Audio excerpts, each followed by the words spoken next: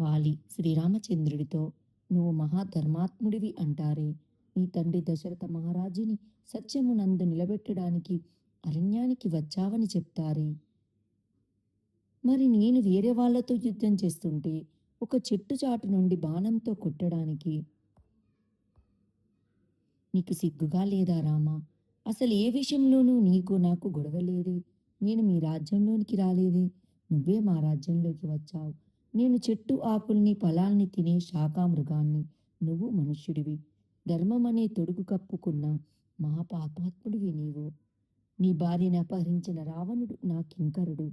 నువ్వు నాకు చెప్తే రావణుణ్ణి ఒక పశువును తెచ్చినట్టు నీ కాళ్ళ దగ్గర పడేసేవాడిని. అలా చేయకుండా నన్నే గెలవలేని సుగ్రీవుడిని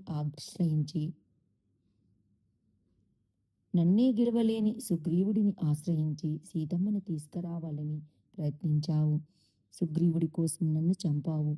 ఇది కిరాయి హత్య కాదా? ఏ కారణం లేకుండా నన్ను బాణంతో ఎందుకు కొట్టావు? నువ్వు చేసింది దోషాలు కావా? నాకు జవాబు చెప్పు అని వాలి అడుగుతాడు. దానికి రాముడు సమాధానంగా ఏమంటాడంటే, వాలి, నీకు ధర్మం గురించి తెలియదు. నీ తండ్రి మరణించే ముందు నిన్ను కిష్కింధకి రాజుని చేశాడు. నీ తమ్ముడు సుగ్రీవుడు నీకు కొడుకుతో సమానం.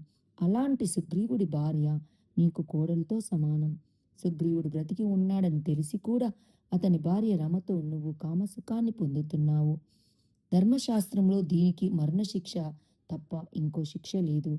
నువ్వు పరిపాలిస్తున్న ఈ కిష్కింధ రాజ్యం మా ఇక్ష్వాకు రాజ్యంలోకి వస్తుంది.